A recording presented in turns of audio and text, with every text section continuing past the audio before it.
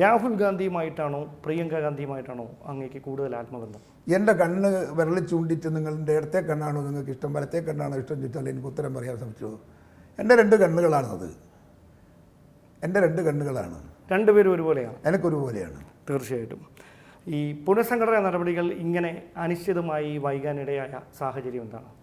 അങ്ങനെ ഏറെ വൈകിട്ടൊന്നുമില്ല. സത്യത്തിൽ നമ്മൾ വളരെ നേരത്തെയാണ്.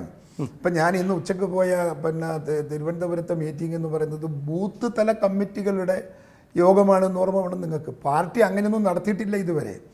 ഇന്ത്യൻ നാഷണൽ കോൺഗ്രസിൻ്റെ ചരിത്രത്തിൽ ഇപ്പോൾ ഉള്ള സംഘടനാ മെക്കാനിസം ഒരിക്കലും ഉണ്ടായിട്ടില്ല.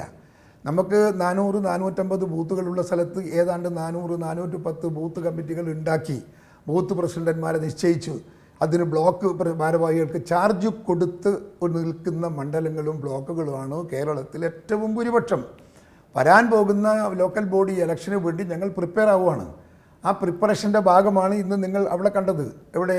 ഇവിടുത്തെ തിരുവനന്തപുരത്ത് കണ്ടത്. എല്ലാ ജില്ലയിലും ഇത് നടക്കുന്നുണ്ട്. ആ ജില്ലയിലെല്ലാം മണ്ഡലം committee, block committee, booth committee എല്ലാം നമ്മൾ കംപ്ലീറ്റായി ക്ലിയർ ചെയ്യാണ്. ബൂത്ത് കമ്മിറ്റിയുടെ ഒരു പ്രത്യേകത എന്ന് പറയുന്നത് സാധാരണഗതിയിൽ അത് 11 നാളെ കമ്മിറ്റി എടുത്തിട്ട് അങ്ങ് വിട്ടേക്കും. ഇത് പ്രാവശ്യം അങ്ങനെയല്ല. ഇപ്രാവശ്യം 11 അംഗ കമ്മിറ്റി എടുത്തു, കമ്മിറ്റി ഭാരവാഹി എടുത്തു. ആ കമ്മിറ്റിയെ സൂപ്പർവൈസ് ചെയ്യാൻ ആ ബൂത്ത് തന്നെയുള്ള നേതൃത്വപരമായ പങ്ക് വഹിക്കാൻ സാധിക്കുന്ന 2-3 ആളുകൾക്ക് ചാർജും കൊടുത്താണ് നമ്മൾ പോകുന്നത്.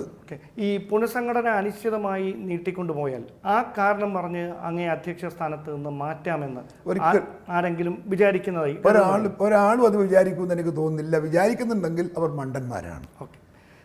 ഈ CPM-മായി നേർക്കുനേർ ഏറ്റുമുട്ടൽ നടക്കുന്ന കണ്ണൂരിൽ, പ്രത്യേകിച്ച് കോൺഗ്രസ് ഭരിക്കുന്ന മാടായി പോലെയുള്ള സഹകരണ സ്ഥാപനങ്ങളിൽ, ഏറ്റവും ഒടുവിൽ പയ്യന്നൂരിലടക്കം പിൻവാതിലിലൂടെ CPM ബന്ധമുള്ള ഉദ്യോഗാർത്ഥികൾക്ക് നിയമനം നൽകുന്നതിനെതിരെ വ്യാപകമായ പ്രതിഷേധം താഴെത്തട്ടിൽ നിന്ന് ഉയരുന്ന ഒരു സാഹചര്യം, KPCC അന്വേഷണത്തിന് ഉപസമിതിയെ വെക്കുന്ന പശ്ചാത്തലം, ഇത് നിയന്ത്രിക്കുന്നതിന് വേണ്ടി എന്ത് നടപടിയായിരിക്കും അങ്ങ്? അത് അന്വേഷണ കമ്മീഷനിൽ വെച്ചിട്ടുണ്ട്. കമ്മീഷൻ്റെ റിപ്പോർട്ട് 2 ദിവസം കൊണ്ട് കിട്ടുമെന്നാണ് എൻ്റെ പ്രതീക്ഷ. ആ റിപ്പോർട്ട് കിട്ടിയാൽ നമ്മൾ നടപടി സ്വീകരിക്കും. കാരണം കോൺഗ്രസ് പാർട്ടിയെ കൊണ്ട് അധികാരങ്ങളും അവകാശങ്ങളും ഉണ്ടാക്കിയെടുത്ത് അത് പാർട്ടി പ്രവർത്തകന്മാർക്ക് വിരുദ്ധമായി വിനിയോഗിക്കുന്ന ആളുകളെ പാർട്ടിക്ക് ഗുണകരമല്ല. അവരെ ഒരിക്കലും നമുക്ക് പാർട്ടിക്കകത്ത് വെക്കാനും സൂക്ഷിക്കാനും കഴിയില്ല. അത് പാർട്ടിക്ക് അപകടമേ വരുള്ളൂ. അതുകൊണ്ട് അതിനെ നമ്മൾ റെസ്ട്രിക്റ്റ് ചെയ്യും. ഒരു തർക്കവും വേണ്ട. 2 തവണ തുടർച്ചയായി പ്രതിപക്ഷ സ്ഥാനത്ത് ഇരുന്നതിന് ശേഷമാണ് 2026 അഭിമാനപരമായ അല്ലെങ്കിൽ ജീവൻ മരണ പോരാട്ടത്തിന് UDF വീണ്ടും തെരഞ്ഞെടുപ്പിനെ സജ്ജമായിക്കൊണ്ടിരിക്കുന്നത്. അവിടെ ഈ നിർണായകമായ പോരാട്ടത്തിൽ നിയമസഭയിൽ ഒരു സ്ഥാനാർത്ഥിയായി മത്സരിക്കാൻ K. സുധാകരനുണ്ടാകുമോ?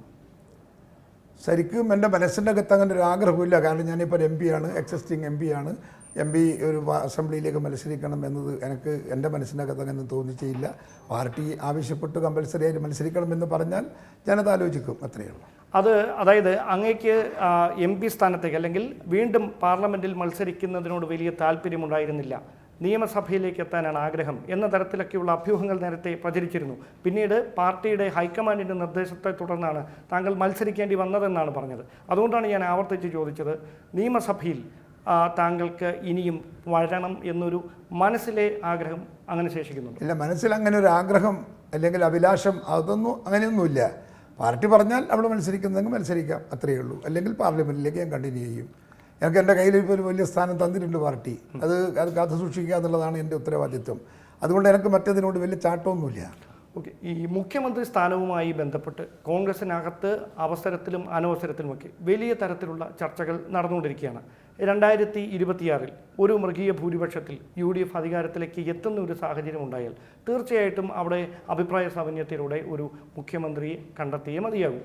അത് ആരാകണമെന്ന് അങ്ങയുടെ മനസ്സിൽ എന്തെങ്കിലും ഒരു ആഗ്രഹമുണ്ട്? അല്ല, അതങ്ങനെ ഇന്ന് ഉണ്ടെങ്കിൽ തന്നെ അത് ഇന്നിപ്പം പറയുന്നത് ശരിയല്ല. ഇതൊരു യഥാർത്ഥ ടൈമല്ല, പറയേണ്ട ഒരു സമയമല്ല. അത് അതിൻ്റെ സമയമാകുമ്പോൾ ഞാനത് പറയും.